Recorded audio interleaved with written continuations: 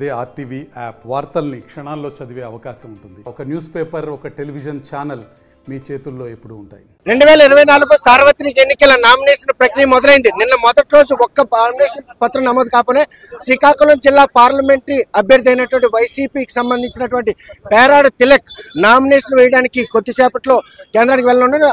ఆయన భారీ ర్యాలీతో జిల్లాలో నుండి 7 నియోజకవర్గాల్లో అటు పలాస, నర్సనపేటతో పాటు ఇచ్చాపురం, అదేవిధంగా టెక్కలి వారు కూడా సంఘీభావం తెలిసిన ఎట్టి పరిస్థితుల్లో వైసీపీ ఈసారి ఎన్నికల్లో ఎక్కడ పోగొట్టుకున్నాం అక్కడే స్వల్ప ఓట్ల మెజార్టీతో 2019లో పోగొట్టుకున్న ఆ పార్లమెంట్ స్థానాన్ని ఈసారి ముఖ్యమంత్రి గిఫ్ట్ గా ఇవ్వాలి.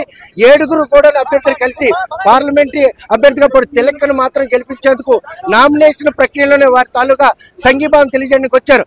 భారీ ర్యాలీగా మొండి ఎండలో కూడాను తమ అభ్యర్థిని గెలిపించాలన్న ఉద్దేశంతో వారి అభ్యర్థులైనా కూడా వారి ప్రచారాన్ని పక్కన పెట్టి వారి నామినేషన్ ఘట్టంలో పాల్గొనడం మాత్రం వారందరినీ కూడా ఆనందపల్లి ఈసారి ఎలా తీసుకోవచ్చు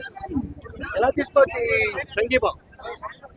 ఈ జిల్లాలో వైఎస్ఆర్ పార్టీ అభ్యర్థులుగా పోటీ చేస్తున్న వాళ్ళంతా కూడా సుదీర్ఘకాలము రాజకీయాల్లో ఉన్నవాళ్ళు. జిల్లా పార్టీ అధ్యక్షులు పెద్దలు ధర్మాన కృష్ణదాస్ గారు డిప్యూటీ చీఫ్ మినిస్టర్గా చేస్తూ 4 పర్యాయాలు శాసనసభ్యునిగా ఎన్నుకోబడి ఈరోజు 6వసారి అసెంబ్లీ అభ్యర్థిగా బరిలో దిగుతున్న నాయకుడు.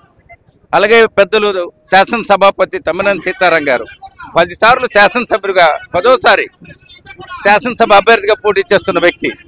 ఈ రాష్ట్రానికి శాసనసభాపతిగా ఉన్న వ్యక్తి, సుదీర్ఘకాలం రాజకీయాల్లో ఉన్నవారు, 6 పర్యాలు శాసనసభ్యుడిగా ఎన్నుకోబడిన పెద్దవాళ్ళు. అలాగే పెద్దలు రాష్ట్ర రెవెన్యూ శాఖ మంత్రులు ధర్మాన ప్రసాదరావు గారు 8వసారి బరిలో నిలుస్తున్నారు.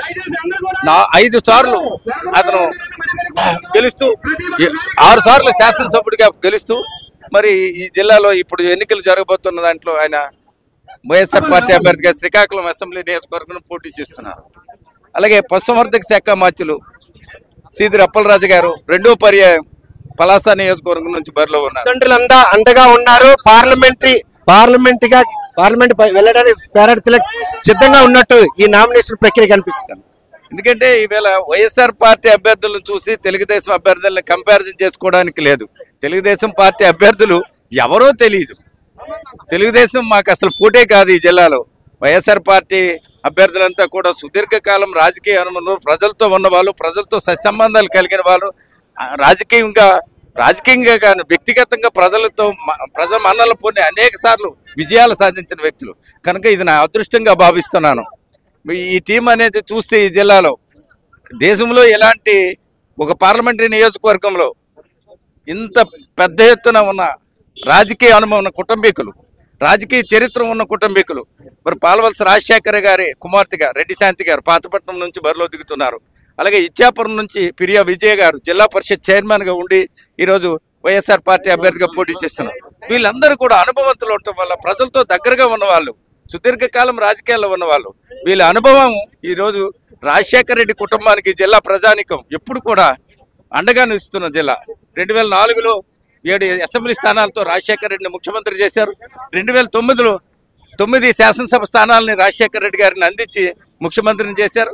మరి అలాగే 19లో జగన్మోహన్ రెడ్డిని 8 శాసనసభ స్థానాలు అందించి ఈ జిల్లా ప్రజానికం జగన్మోహన్ రెడ్డి ముఖ్యమంత్రి చేసుకున్నారు.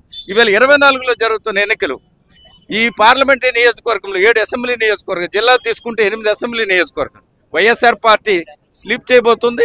అన్ని అసెంబ్లీ స్థానాలు గెలుస్తూ పార్లమెంటు చాలా సునాయాసంగా గెలుస్తుందో మేము ధీమా వ్యక్తం చేస్తున్నాం. ప్రజల మన్ననలు, ఇది ప్రజల అభిప్రాయం, ప్రజల్లో ఉన్న అశేష ఆదరణ. ఈవేళ నేను నామినేషన్కి భారీ స్థాయిలో ప్రతి వైఎస్ఆర్ పార్టీ కార్యకర్త, జగన్మోహన్ రెడ్డి అభిమాని పెద్ద ఎత్తున హాజరై మేము సంఘీభావం తెలియజేయడం అనేది చాలా సంతోషం ఇస్తుందని తెలియజేసుకుంటాం. కనుక మీ అండదండలు పుష్కలంగా ఉన్నాయి అని ఆయన అభిమానం వ్యక్తం చేస్తున్నారు. 2019లో ఎక్కడైతే స్వల్ప ఓట్లతో చేజార్చుకున్నటువంటి పార్లమెంట్ స్థానం ఈసారి వైసీపీ కైవసం ముఖ్యమంత్రి ఆయన ఆశయాలకు అనుగుణంగా ఈరోజు అభ్యర్థిత్వానికి స్థానిక ఎన్నికల్లో బ్రహ్మాండమైనటువంటి మెజార్టీతో స్థానిక ఎన్నికలు మనం విజయం కైవసం చేసుకున్నాం. ఈరోజు పార్లమెంట్ ఖచ్చితంగా మన శ్రీకాకుళం నుంచి మనం గెలుచుకునే పరిస్థితులే ఉన్నాయి. బలమైనటువంటి అభ్యర్థులు అన్ని స్థానాల్లో కూడా మరి మంత్రివర్యులు, స్పీకరు ప్రసాదరావు గారు, అలాగే జడ్పీ చైర్మన్ గారు అందరూ సమర్థులైనటువంటి నాయకులందరూ పోటీ చేయడం జరుగుతోంది. ఖచ్చితంగా ఈసారి పార్లమెంట్ మేము కైవసం చేసుకుంటాం. చూస్తే కనుక కొత్త వారైనా కూడా మీరు కూడా సీనియర్కి ఏమీ ధీటు కాదని 5 ఏళ్ళు నిరూపించుకున్నారు. ఈసారి కూడాను ఇక్కడైతే ఆ పార్లమెంట్ స్థానం కొంచెం ఓట్లతో ఓడిపోయినాయి. ఈసారి 2024లో దాన్ని 100% కైవసం చేసుకోవడానికి రంగం సిద్ధం. ఖచ్చితంగా అండి, శ్రీకాకుళం పార్లమెంట్ అభ్యర్థిని వైఎస్ఆర్ కాంగ్రెస్ పార్టీ గెలుచుకోవాల్సినటువంటి అవసరం ఎంతైనా ఉంది. ఎందుకు ఈ మాట చెప్తా ఉన్నాను అంటే 2014 ఎన్నికల్లో రామ్మోహన్ నాయుడు మొదటిసారి గెలిచినప్పుడు వాళ్ళ ఫాదర్ ఇమేజ్తో షాడోతో గెలవటం జరిగింది.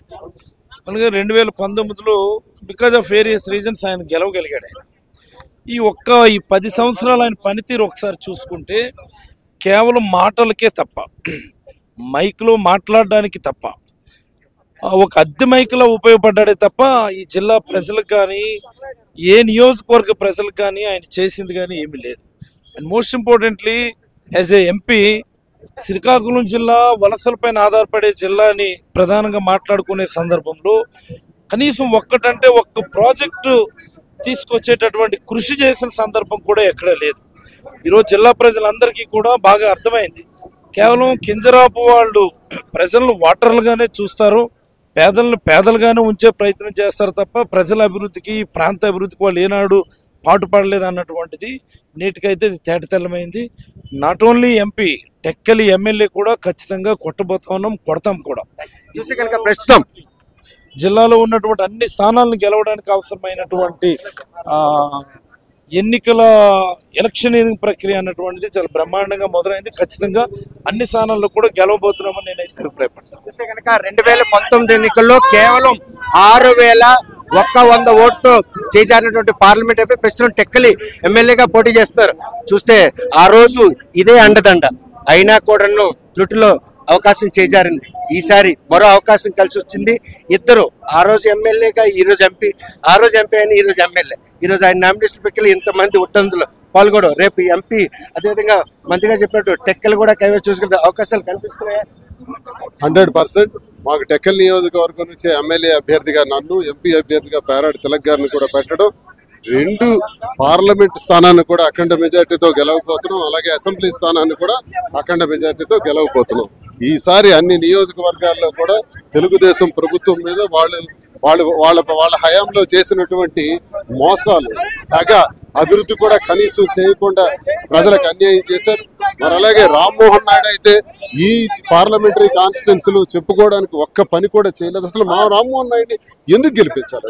ఎంపీ ల్యాడ్స్ ని కూడా ఉపయోగించుకోలేక, ఆ ప్రతిపాదనలు ఇచ్చుకోలేక నిధులు తిరిగి వెనక్కి వెళ్ళిపోయినటువంటి దౌర్భాగ్య స్థితిలో రామ్మోహన్ నాయుడు కేవలం ఫోటోలకి, ఫోజులకి, స్పీచ్లకి పరిమితమైనటువంటి రామ్మోహన్ నాయుడిని ఎందుకు గెలిపించాలా?